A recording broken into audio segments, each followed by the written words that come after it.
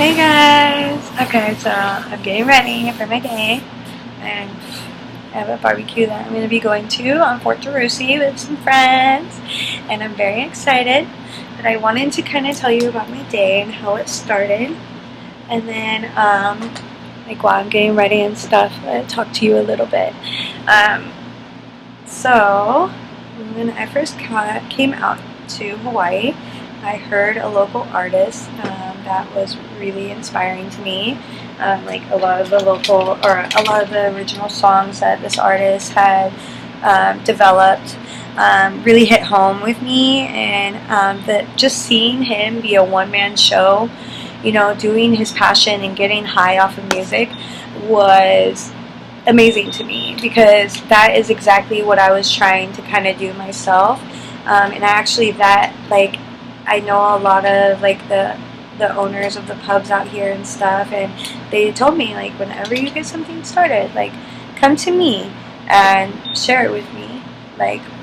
And I was like, okay, like, I already know people, they just want me to get something started. And so, me being disabled physically, not mentally but physically, and it and then it affects my mental state. I have an autoimmune disease, 21 hydroxylase deficiency, and then when I'm stressed, or when sick and stuff, I can go into non-Addison's. So it's really, I can get hospitalized. I mean, every day is a hard day for me. Even to do stuff like this, my hands will go numb. I'll start to hurt. I have to take like breaks and stuff, and I get really out of it. Like if I don't feel good, I can't even like complete sentences or thoughts sometimes, and so. A job just right now is not in my cards, and that's a bummer for me, because I've worked ever since I was 9 years old. I've always been a really hard worker. I've gone to school for, I actually didn't even know the alphabet until, it was taught to me, and my dad would come and read to us and stuff. I know I've shared that before, but if you don't know that, my stepdad would come to the school. He knew that I was very embarrassed to read out loud because I didn't know how, and so he would come and read to the kids and stuff, and take one by one out in the hallway. And so my whole life, I've been very blessed with people who have come in my life and showed me different things, and helped me along my life path and stuff. And my dad taught me how to have a really hardcore work ethic, like to work very hard for anything that you want. It's like nothing comes easy in life. And my dad made sure that I knew that, and my dad made sure that I was going to be one thing, and that was ready to leave the house at 18. So he instilled a lot of good things in me, and I'm very thankful for him that he came into my life and instilled these things. And I started working very young. You guys all know that. I worked 2 jobs all throughout high school, and then after that I went into dental assisting, and then after dental assisting I continued to work at a place that I worked for throughout high school and stuff, and that was Massage Envy, and I rocked that place. I started a couple of them, from the ground up, and it was amazing and fun, and I started from sales, and I worked my way up to management, and I was the furthest up in management that you could get without owning your own, and I really wanted to own my own one day, but it just didn't work out. And then later on in life, I switched and I worked at some dental, orthopedic office, and then a dental office. And then right away from there, I was within 6 months, they asked me to be a manager at their dental office. And I immediately jumped to that, and I loved it. And I made amazing money. And I was like making, like, I think it was like $19.50, and they wanted to give me more. To keep me there, but I really wanted to join the military. It was $19.50, sorry. I wanted to join the military, and so, no matter what they were doing to keep me there, I was just like, nope, nope, nope. Like, I knew that, my whole family had kind of wanted me to do this, and I knew I had put it off long enough, and I wanted to do this. And it wasn't for my family. It was because, you know, my dad knew. Like, I was very self-made. My dad knew that, you know, traveling would be good for me. Like, you know, learning new things would be good for me. Having structure would be good for me. Like, my dad knew exactly how to work with me. And so finally I joined, and I was military police, and I loved it. And I became Moss the Boss very quickly, and was also known as a badass. And I mean, I can't even explain to you how much I loved it. A lot of people, I mean, know after a lot of people do know how much I loved it if they train with me and stuff. So, but other people, man, I was awesome. Like, I wouldn't even be the one in charge, and we would be like clearing rooms, and I would have just learned how to clear the room, and then people would be coming in, and because I was so like high speed and I didn't want to miss any part of training, I would be like screaming at them, like, or like, you know, hollering like, "This is what you do. Get down over there right now. Get on your knees. You know, like make sure that you like check them. You lift their shirt." You know, I was like, pat them down like this, and then pat them down like this, like, and you know, I would tell them very, you know, clearly, verbally, what they needed to do to complete the mission. I was awesome, and I could not wait for deployment. Yes, was I scared? Like anyone, yeah, if you're not scared to go and like risk your life, then you're fucking crazy. But you know, I wasn't scared to the point that I didn't want to do it. I was like, man, I couldn't wait, you know, and I was just getting ready. And a lot of people, they couldn't wait to deploy with me. And I had one of my friends, my goddaughter's mother, who actually like would follow me around, and we would always hang out, and like people made fun of me all the time. But Rose, like, she was like, "Oh man, this girl is squared away. Like, this girl right here, like, she knows where she wants to go in life, and I'm gonna follow her instead of you guys over here, you know, talking in a circle, talking shit about this girl." Like, so her and I, we would always like, man, oh, you know. And I remember this one MPI and CID training that we had afterwards. I went up to the first sergeant and I was like, "Yo, first sergeant, I want to go CID or MPI. Like, how can I get there?" You know. And he was like, "All right, that's what I like to hear." He's like, "Stay off her profile, and you will have, you know, you will be placed in CID or MPI school right when you get back from deployment. So go on deployment, stay off a profile, get back, and school will be waiting for you." Man, oh, I was pumped. Until one of the drill sergeants I had in basic and AIT, he had followed me to Fort Polk, and he was actually my line sergeant, my sergeant there, and he had seen, like, in basic and AIT, I was having numbness and tingling going down my hands so bad I couldn't even do notes. I would have to stay up at night and copy someone's notes sometimes because I just couldn't. My hands hurt so bad, and I didn't want to go to sick call, dude. Like, all the sick call rangers, are you kidding me? Like, the suicide rangers, no thank you. Like, so I just dealt with it. And I remember I told one of my drill sergeants, like, one time, you know, and she just told me to wait till I got to Fort Polk. Then went to sick call there. Well, once I went to sick call, man, they treated me like shit, like every day, because it got bad. It got to the point where I was having to get MRIs of my brain, and I had an enlarged pituitary gland, and they had to watch it, you know, and they still have to watch it, but right now it's a good size and everything, thank God, you know. And so I only had to get it like 2 years now, or something like that. Or whenever my hormones are crazy out of control, they had to just check it again. So, you know, but back then, here I was in a place I had never been, you know, alone, without family, without friends, you know, and these people were just awful to me. Like, they didn't care that this was scary as hell to go through alone. They didn't care about anything. You know, here was this drill sergeant who became my sergeant, and then he told me to go to sick call, and then I did listen to his orders, and then here he was even when I got out of the military, not even saying hi to me when he saw me at a restaurant, you know, outside, and I just felt so much disrespect. Like, wow, really? I thought I showed you more than that. I thought I showed you my character and my pride and my drive, and I thought out of everybody that you would be the person to know that this was the hardest thing, to lose my health, to lose my pride, to lose my dignity, to lose my self-respect for myself, let alone from other people. And, you know, here are these people just, I mean, I'll never forget this guy, Sergeant Key's name.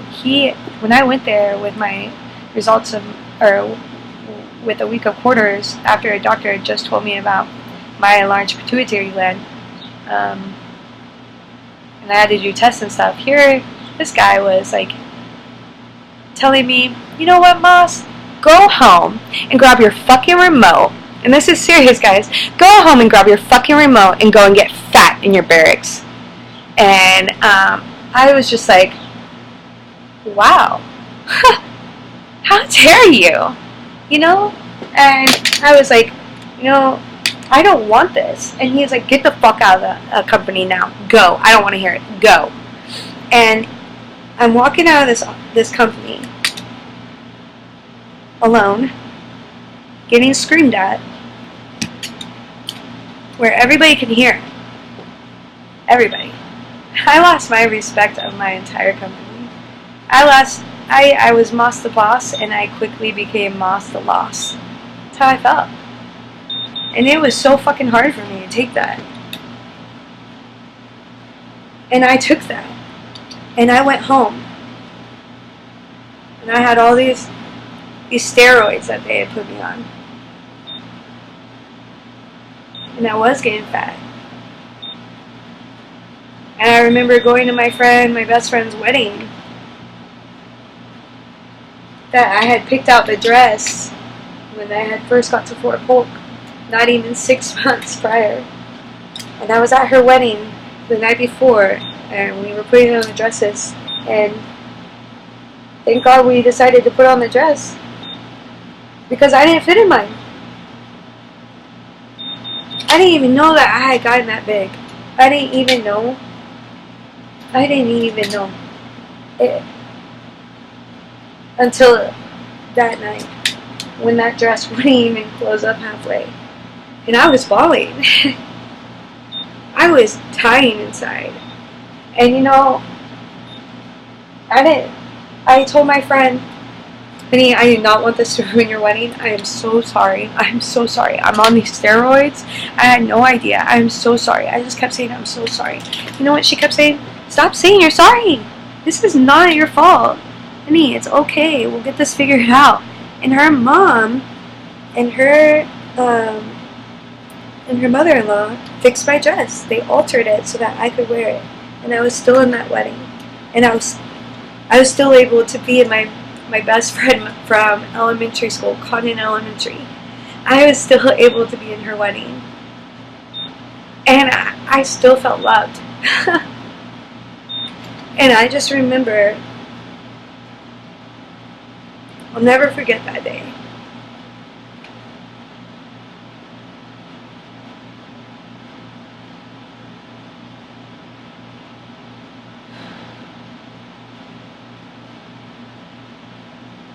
It's funny when you're happy and you look back and you remember moments like that.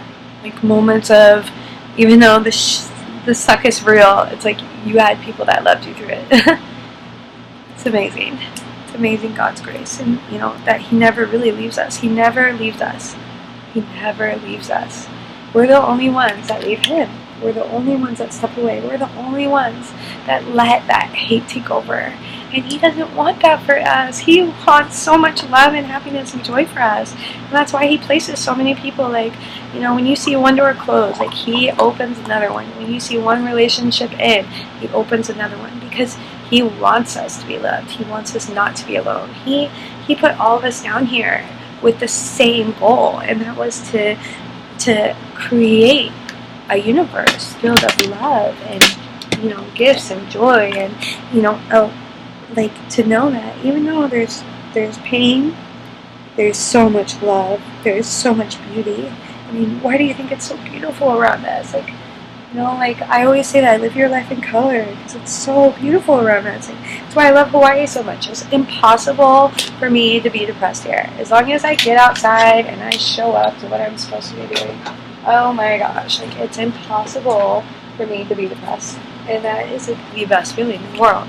I want everybody to feel that, like I want everybody to be happy. I want everybody to feel that no matter if you get a no, there's going to be a yes that comes after, as long as you keep going.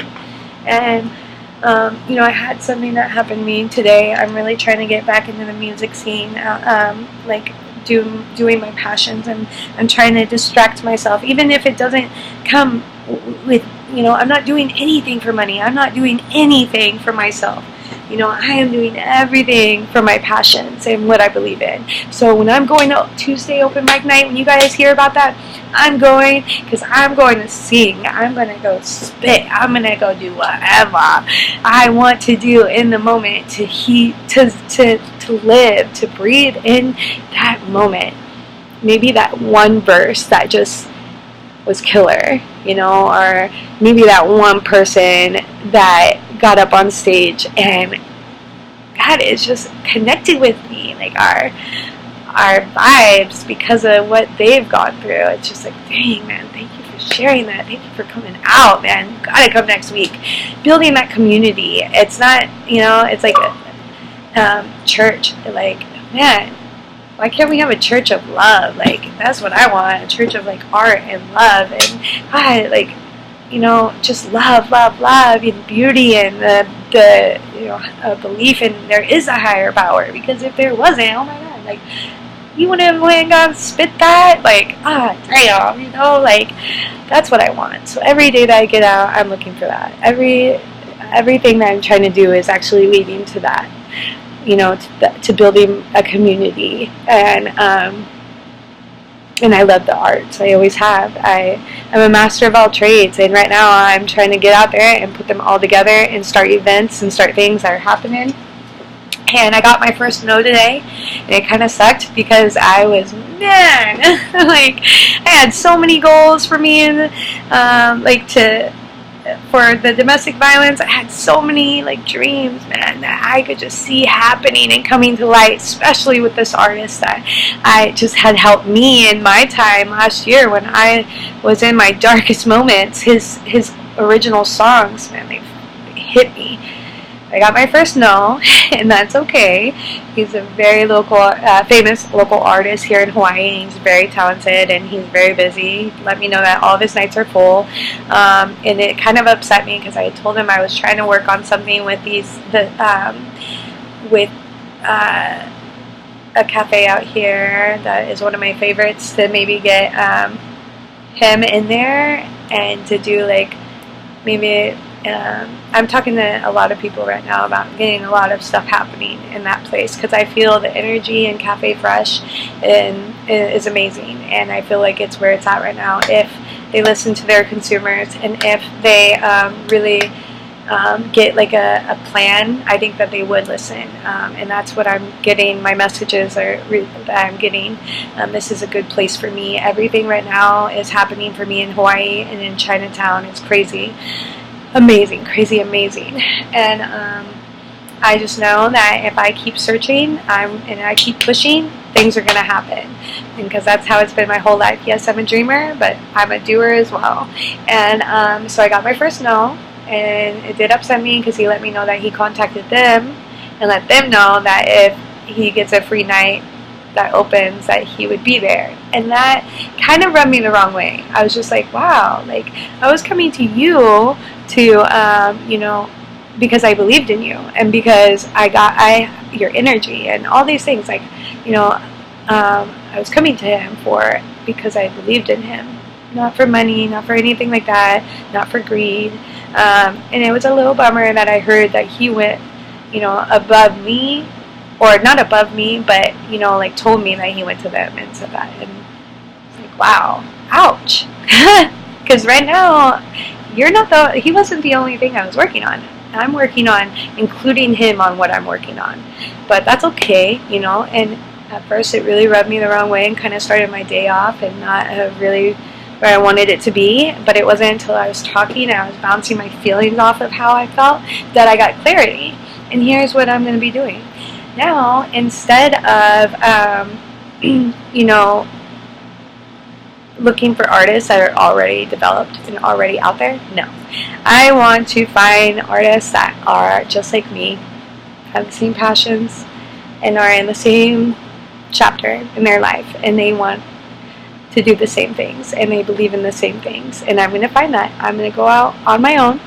I'm going to find the Tuesday nights, open mic nights. I'm going to find the I'm going to find what's out there, and I'm going to ask them, hey, this is what I'm doing. Do you want to be a part of it with me? Like, you want to shine bright and give the light to the darkness and just have light all around us wherever we go? And that's what I'm going to be doing.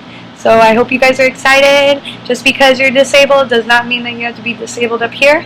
And just because sometimes you are, doesn't mean it has to be all the time. So when you can, freaking push to the grind, get out there, don't rely on the government. Please don't rely on the government for your only source of income. Have pride and drive and dignity and self-respect. Don't let anyone take that away from you, because you are still loved. And no matter how many no's you get, always search for that yes. Bye, guys. Mwah. I'm going to go to Fort Tracy now for a barbecue. I'm going to get it all up in my cute outfit, and I'll post pictures later.